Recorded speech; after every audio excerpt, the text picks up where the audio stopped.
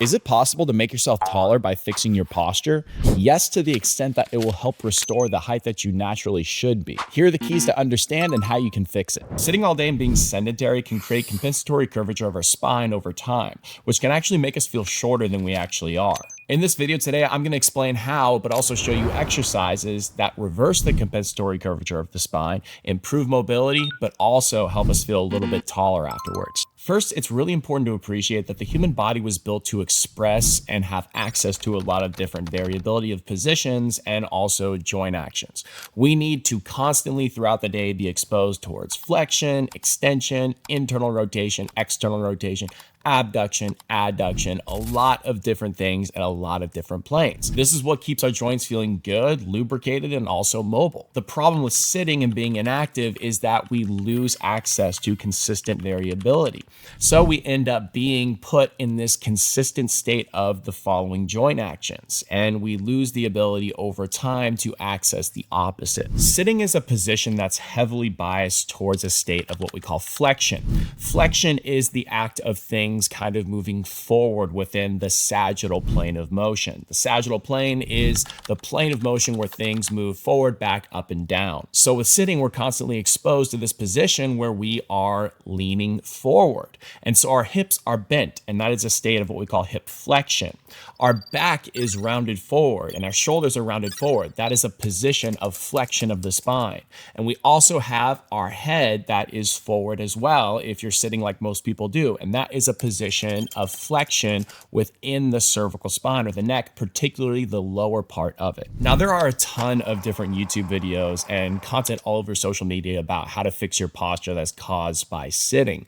But what a lot of them, and the vast majority honestly, don't take into consideration is that we have an altered breathing strategy as a net result of these altered spine curves. So if we are constantly in a position where we are like this all day long, then you can imagine the consequences that this is going to have on the rib cage. You see, our lungs are within our rib cage, and our diaphragm needs to work to expand our lungs in the space within the rib cage. So if we're constantly in a position like this, then we're not going to be able to properly create the expansion we need within the front and also back part of our rib cage. This is a huge key if you consider the fact that we breathe 20,000 times or more per day. So this is really what the body is primarily concerned about. It's not as concerned about the curvature of the spine. It's just going to alter the curvature of the spine, and it's going to alter your breathing strategy so that way you can best survive. Every single breath that we take, our rib cage should expand in all directions, the front, the back, and also side to side as well. This is absolutely important if we're going to consider the fact that our spine needs to have variability of movement. When we inhale, we should get a little taller. When we exhale, we should get a little shorter. These little micro movements do and can add up over time. But if we're stuck in this flexed position like this, then we're only going to be able to expand certain areas of our body.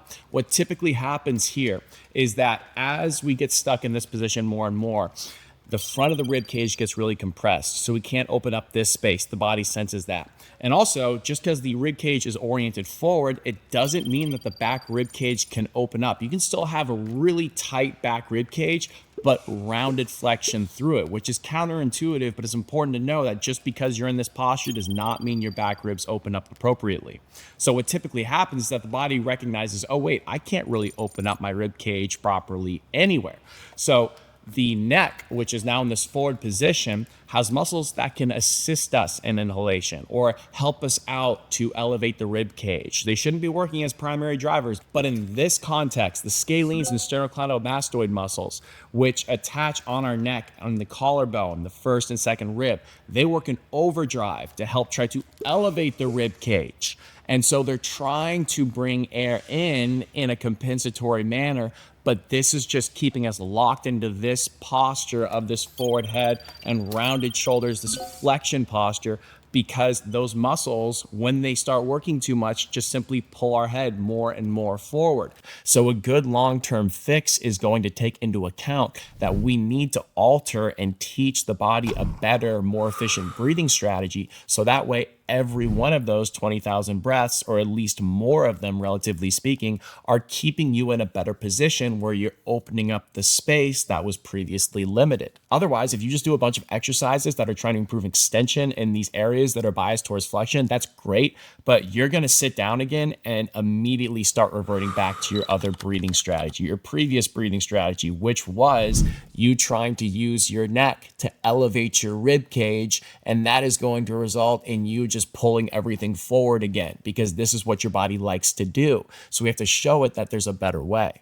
So if this is resonating with you and it's something you really haven't considered much before, don't forget to like and subscribe, and also leave a comment down below about how these exercises worked out for you. So I'm going to show you 3 exercises that you should do in a specific order that are going to address extension of the 3 main limited areas, which are the hips, the spine, and also the neck. But we also want to consider that this is a generalized approach that is going to be shot out into the internet for a lot of different people. If you want a more individualized approach, then check out my beginner body restoration program. It's designed for anyone to be able to do and requires minimal time per day. And you can individualize it to your own body and even asymmetries. So check that out down below in the description. So for this first one, we're going to learn how to properly breathe using our diaphragm and expanding our rib cage, not using our neck. This is important because the same breathing strategy is going to apply to all the other exercises that we do. So get a roll up hand towel about this thick. The amount is going to vary depending on the individual, but you want to place it underneath the apex of your neck curve. And that way, as you rest, you should have no tension in your neck and your chin is passively pointing at the ceiling at all times. Now there's 2 variations to this. The first one I want everyone to start with. So you have your feet up on a chair, your knees and hips are bent at a 90-degree angle-ish on both. Now, you're going to take your hands and link them on your lower rib cage. You're going to open your mouth with a relaxed jaw, and you're going to exhale through your mouth fully for about 5 to 10 seconds, like this. At the end of that 5 to 10 seconds, you're going to feel your side abs engaged. Not your six-pack abs, but your side abs. And your rib cage is going to come down. Your chin is still passively pointing at the ceiling. You're going to pause now, and you're going to put your tongue on the roof of your mouth. So imagine that spot in between your gum line and where the back of your 2 front teeth meet. Touch that with the tip of your tongue, and then fill in the space with the roof of your mouth, the rest of your tongue. So at the end of the exhale, put your tongue up there, close your mouth, and then maintain the slight side ab tension you have from that exhale. It should be like a 3 to 4 out of 10 tension in the side abs. And you're going to inhale silently through your nose for about 3 to 5 seconds, like this. And if you do that right, you're going to feel your rib cage expand in the front and also in the back a little bit too. And you're not going to feel your neck engage. So again, to recap, full exhale, the whole body's relaxed. At the end of that 5 to 10 seconds, feel your side abs engage, pause, put your tongue on the roof of the mouth, and then inhale very silently and slowly, not engaging your neck, but keeping a little bit of that side ab tension. I want you to practice this for about 1 to 2 minutes. For this next one, all you're gonna need is a foam roller, and you can adjust this depending on how much flexibility you have or don't have. But for everyone, I recommend you start in this position, place the roller underneath the base of your pelvis so it's resting on those bones right there. And you wanna make sure you can keep both feet perfectly flat, particularly the foot contacts of your heel, base of the big toe, base of the little toe. And your whole foot is relaxed, but you're feeling those points. But you're gonna pull one leg back. So I'm gonna pull my right leg back. I'm gonna hug the back of my thigh right here. So there's no tension really in this right leg.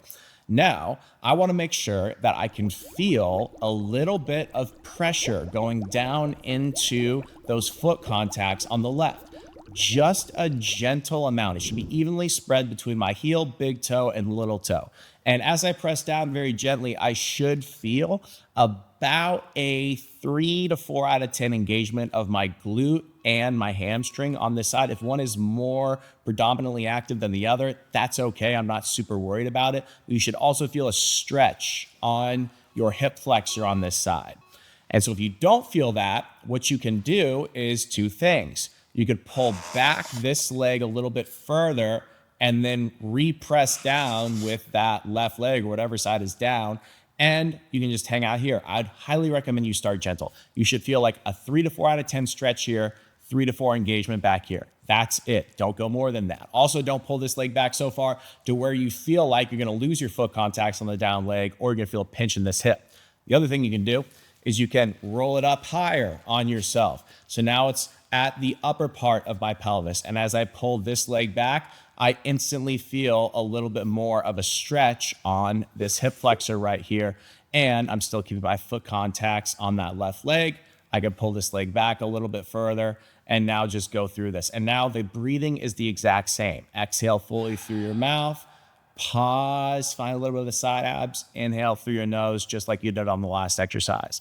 What I don't want you to do is have your neck down like this and have it in this sort of like double chin position. So if you want, you could take the towel roll and just keep it underneath the curvature of your neck to be safe. And honestly, this would be a good move for a lot of people. You're gonna sit in this position and you're gonna hold the press down through those foot contacts, and you're going to know you're doing this right if you're feeling that slight hip flexor stretch, a little bit of the hamstring and a little bit of the glute, maybe more hamstring than glute for some people, but ultimately you just want to feel these muscles of hip extension work, and you want to hold this for about 2 sets of 30 to 45 seconds per side.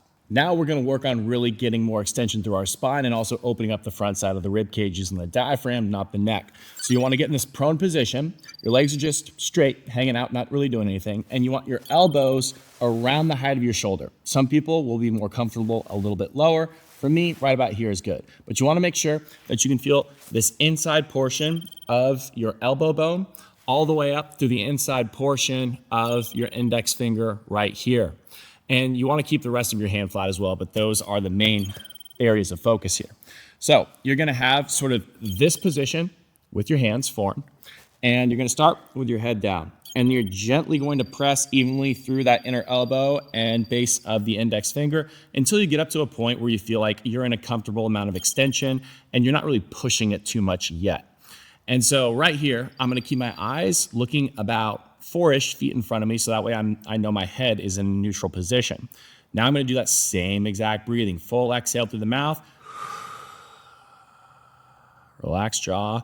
Get it out for 5 to 10 seconds. You're not going to feel your ribcage come all the way down here, because if you did, you would lose height. But just make sure you exhale decently for about 5 to 10 seconds. Feel a little bit of your abs engaged. You're not going to get as much because of the position, but just get most of the air out. And then tongue on the roof of the mouth, inhale very gently, not using your neck. And you're gonna feel your chest expand. On the next exhale, press up just a tiny bit more, literally just 1 inch. More than that is not good. Just make sure you're maintaining contact through the inner elbow and index finger, and your upper traps are relaxed. You're just kind of breathing in this position. Every time you exhale, you're gonna go up just 1 inch further, but you don't wanna go up to the point where if you were to go up any higher, your low ribs would come off of the ground. That is not what we want. So if you feel like you're reaching that point, you're at an end range. You're at the final point where I'd want you to be. And I want you to reset, go back down, and I want you to do 2 sets of anywhere between 5 to 8 breath cycles. One thing you may notice on these exercises, that you get better expansion of your rib cage and overall just a better breath if you pause between the exhale and the inhale as you put your tongue on the roof of your mouth. That's something I want you to be mindful of. Some people, they feel like they're gonna panic if they pause too long because they're so neck driven, so fight or flight driven within their nervous system. But as you get better at this, just think about maybe pausing 2 to 3 seconds between the exhale and the inhale. You'll notice better expansion if you do that right. All right, now for this last one, we're going to do something that's a little bit more upright, specific to how we actually stand and tie a lot of things together.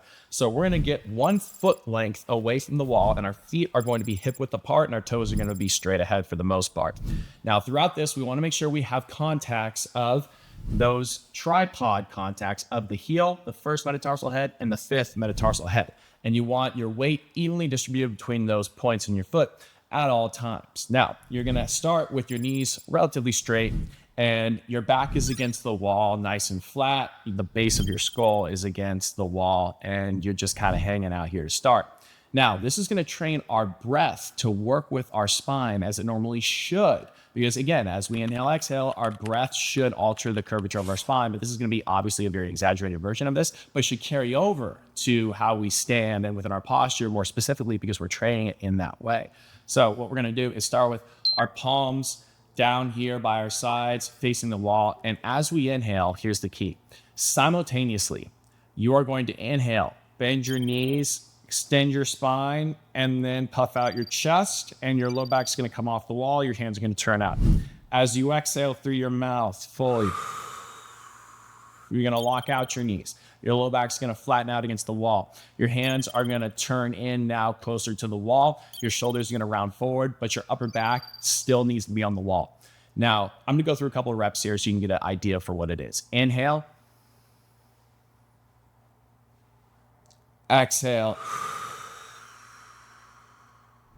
I want you to notice how I'm not actually consciously changing the position of my neck. The only reason why my neck is changing positions and my chin is going in or out is because I am altering the curvature of my spine. The base of my skull is always up against the wall, and I'm really focusing on moving through my knees, my hips, and my upper back.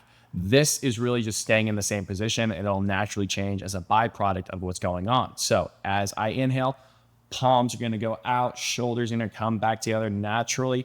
My chin is naturally gonna drop, my chest is out. As I exhale, we're gonna come back to here. Let the knees naturally lock. Don't try to force it, and then go here. Low back should be flat against the wall. Upper back should be relatively flat against the wall. And you're gonna do this for sets of about 10 slow breath cycles. Really making sure you synchronize this together. It's gonna take you a couple of reps to figure it out, but once you do, you get in a rhythm and it feels really nice. And you should always maintain those points of contact in your feet. Remember the base of your heel, the base of your big toe and little toe as well. Thank you guys for watching. And for my current subscribers, I'm sure you've noticed that things are a little different here. If you like the set, let me know. If you have any feedback, please let me know. I'm totally open to it. We're trying out some new stuff. So thank you guys. I appreciate you all. I'll see you in the next one.